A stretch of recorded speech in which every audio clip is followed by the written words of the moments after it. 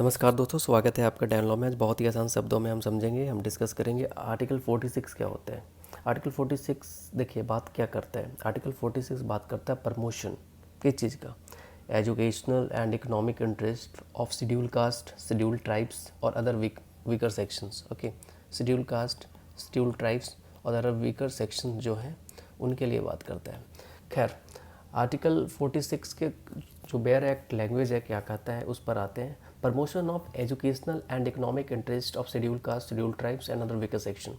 Promotion किन के promotion की बात करता है, किस चीज़ का प्रमोशन की बात करता है, सॉरी, इकोनॉमिक इंटरेस्ट की बात करता है। और किसके लिए, शेड्यूल कास्ट, शेड्यूल ट्राइब्स और अदर वीकर सेक्शंस के लिए। शेड्यूल कास्ट, शेड्यूल ट्राइब्स और अदर वीकर सेक्शंस के लिए। So the state shall promote with the special care the educational and economic interest of the weaker sections of the people and in particular of the scheduled caste and scheduled tribes। देखिए यहाँ पर जो चीज़ें बोला गया है उसको ध्यान से देखिएगा।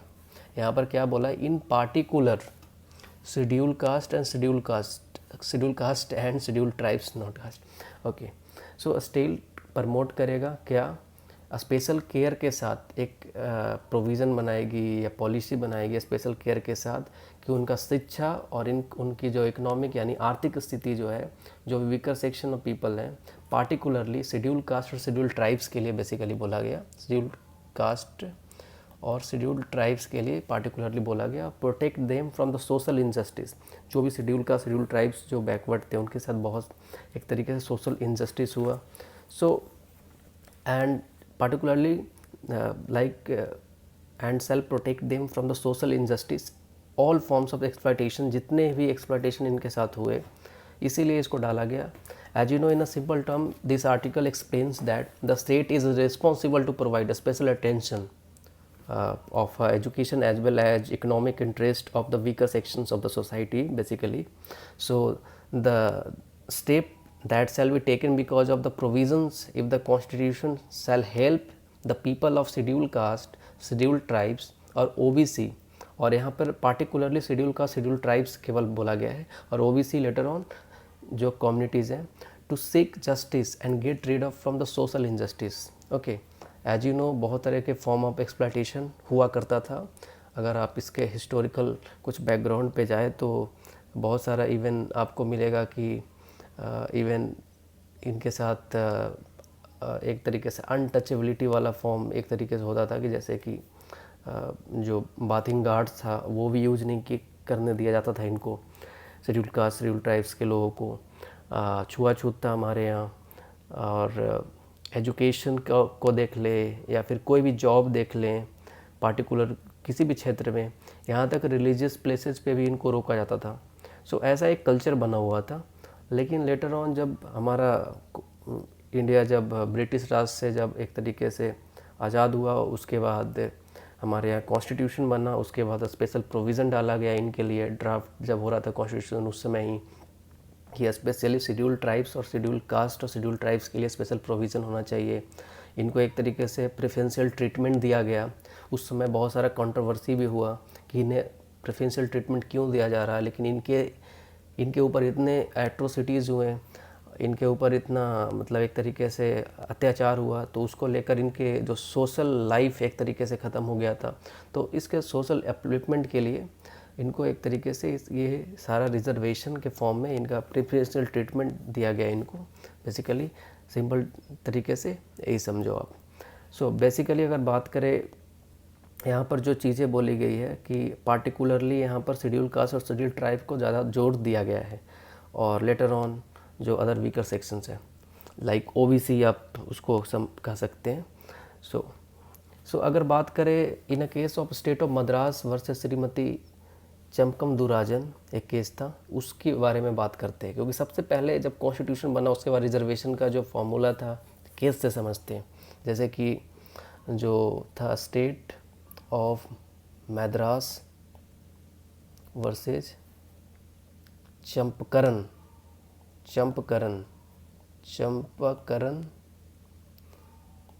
दुरई राजन, ये 1951 का केस है। ये कहा जाता है कि जब भारत आज़ाद हुआ उसके बाद पहला केस ये ऐसा था जो कि रिजर्वेशन के बारे में बात करता था। और ये बेसिकली देखिए आर्टिकल 15 की अगर बात करें, आर्टिकल 15 क्या बहुत बात करता है कि there shall be no discrimination. तो ये प्रोहिबिशन ऑफ डिस्क्रिमिनेशन का बात करता है। सो स्टेट ऑफ मद्रास ने एक सीट रिजर्व किया यहाँ पर वीकर सेक्शंस के लिए, जो वीकर सेक्शन ऑफ सोसाइटी है उनके लिए। सो ये सीट रिजर्व किया किस चीज़ के लिए? एडमिशन के लिए। Basically government based medical college, medical and engineering college था, उसके लिए सीट रिजर्व कर दिया वहाँ के गवर्नमेंट ने, स्टेट ऑफ मद्रास ने। अब इसको चैलेंज किया गया और इसको ठहराया गया अनकॉन्स्टिट्यूशनल, असंवैधानिक ठहरा दिया गया। गवर्नमेंट ने इसको डिफेंड किया, कोर्ट में गए और कहे आर्टिकल 46 का हवाला दिया। कहा कि आर्टिकल 46 में तो बात करता है कि एजुकेशन और इकोनॉमिक इंटरेस्ट के लिए जो भी वीकर सेक्शन के लिए आप उनके प्रमोशन के लिए प्रोविज़न ला सकते हो। लेकिन बाद में इसको देखते हुए ये कहा कि the government defend its action using Article 46 of the Constitution, and which was created so that the states can help the people of the weaker section to secure education and jobs without discrimination. But the decision was struck down because ये violet करता है article 15 का। जैसे कि मैंने बताया कि decision को एक तरीके से खारिज कर दिया गया क्योंकि आर्टिकल 15 का यहाँ पर वायलेशन है। आर्टिकल 15 प्रोहिबिशन यानी कि प्रोहिबिट करता है डिस्क्रिमिनेशन को, यानी कि जो एक तरीके से भेदभाव है उसको रोकता है। और कहा गया लेटर ऑन कि ये वायलेट करता है। अपेक्स कोर्ट ने स्टेट किया कि directive principles of state policies can not overrule fundamental rights. Okay, कि directive principle of state policy fundamental rights को ओवररूल नहीं कर सकता है। सो आर्टिकल 15 क्लॉज 4 की अगर बात करें, वो लेटर ऑन जब आया आर्टिकल 15 क्लॉज 4, जहाँ पर स्पेशल प्रोविज़न डाला गया शेड्यूल कास्ट, शेड्यूल ट्राइब्स और वीकर सेक्शन के लिए।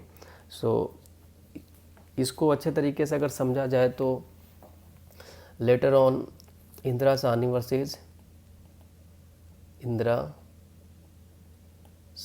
वर्सेज यूनियन ऑफ इंडिया का केस है 1992 का। ये बेसिकली एक तरीके से ग्राउंड का था जो रिजर्वेशन का, और इसको मंडल केस से भी जाना जाता है। ये इसलिए मैं डिस्कस कर रहा हूँ क्योंकि यहाँ पर promotion of educational and economic interest of scheduled caste, schedule tribes और अदर वीकर सेक्शंस के प्रमोशन के लिए जो पॉलिसी बना सकता है सरकार या कोई लेजिस्लेशन के थ्रू, जो डीपीएसपी के लिए आप कोर्ट अप्रोच नहीं कर सकते। आर्टिकल 37 आप जब पढ़िएगा वहाँ पर वो चीज़ बताया गया है कि जो भी इस पार्ट में है वो चैलेंज नहीं किया जा सकता उस ग्राउंड पे। Application of this principle contain in this part, so उसका कोई इन्फोर्सेबिलिटी बाई कोर्ट इसका कुछ नहीं है। फंडामेंटल राइट है, फंडामेंटल राइट के लिए आप सुप्रीम कोर्ट जा सकते हैं, हाई कोर्ट जा सकते हैं, हाई कोर्ट सुप्रीम कोर्ट।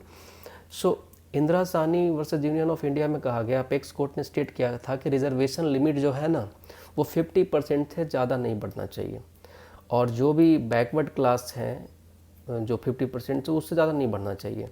लेकिन this is famously known as Mandal case से जाना जाता है, जैसे कि मैंने बताया। लेकिन अगर इसको डिस्कस करें, इंटरेस्टिंग थिंग ये था कि इस केस का कि ये तो कह दिया कि 50% से लिमिट नहीं हुआ, लेकिन ये तो 1992 की बात है। लेटर ऑन 2019 में ओके बीजेपी की गवर्नमेंट थी उस समय और अभी भी है। सो 2019 में as per the 103rd constitutional amendment कर दिया गया, 103rd 103वां अमेंडमेंट कर दिया गया। और इसमें 103rd अमेंडमेंट में क्या कहा गया कि दैट द डीपीएसपी जो है ये एक तरीके से जो चीज़ बताया गया डीपीएसपी में, ऑनरेबल सुप्रीम कोर्ट ने स्टेट किया कि until now the sole criteria that will be considered to make reservation would be social and educational backwardness, but now after the amendment the economically weaker sections of the society will also be allowed to access this reservation.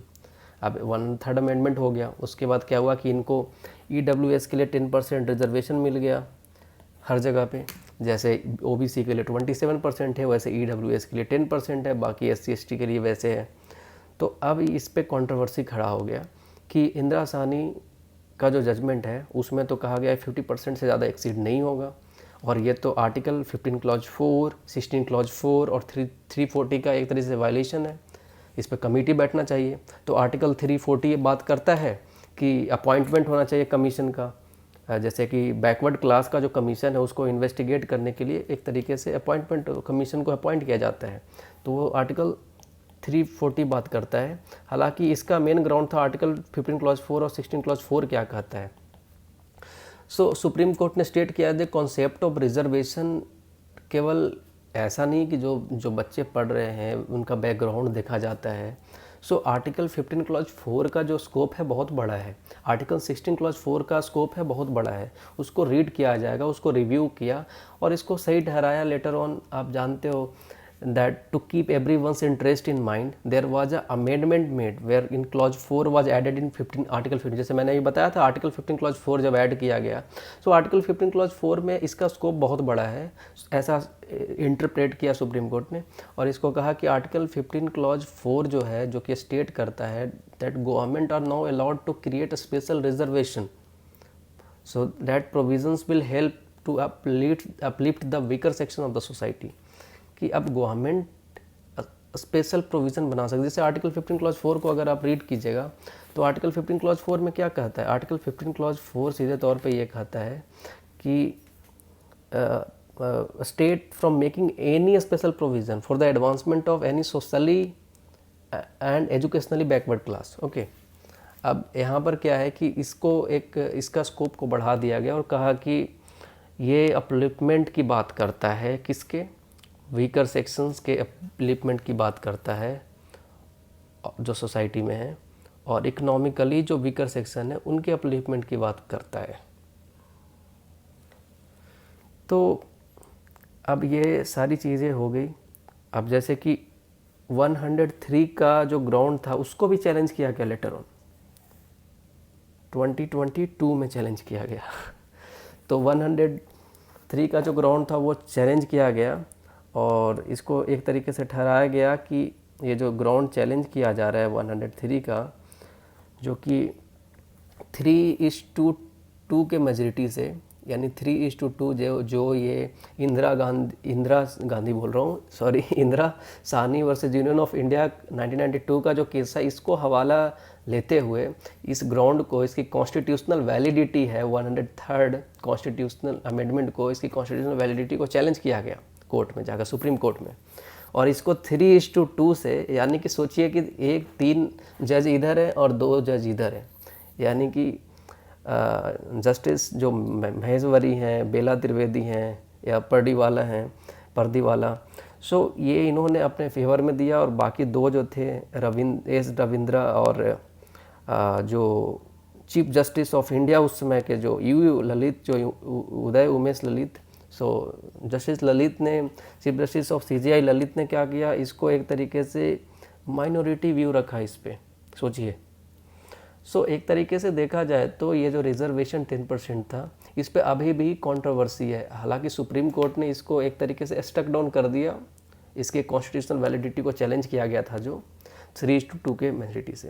वैसे देखा जाए तो article 15 clause 4 को अगर read किया जाए, article 16 clause 4 को read किया जाए और आर्टिकल 340 को रीड किया जाए, 340 को, तो आगे ग्राउंड कुछ बदल सकता है, क्योंकि 340 और आर्टिकल 15 क्लॉज 4, 16 क्लॉज 4 को देखिएगा एक बार। बाकी तो अभी तक तो यही है, सुप्रीम कोर्ट ने इसको एक तरीके से सही करार ठहराया है 3:2 के मेजॉरिटी से। हालांकि आर्टिकल 46 का स्कोप एक तरीके से बहुत बड़ा है और आर्टिकल 46 को समझाने के लिए मैंने इतना केस का सहारा लिया है। चलो कोई बात नहीं। Promotion of educational and economic interest of scheduled cast की बात करें, शेड्यूल ट्राइब्स की बात करें, वीकर सेक्शन की बात करें, यही बात करता है बाकी 46 की शिक्षा में या फिर आर्थिक तौर से प्रमोट करेगी government schedule caste, schedule tribes को पार्टिकुलरली यहाँ पर कहा गया। बाकी सोशली एजुकेशनली बैकवर्ड क्लास के लिए भी है। So thank you so much.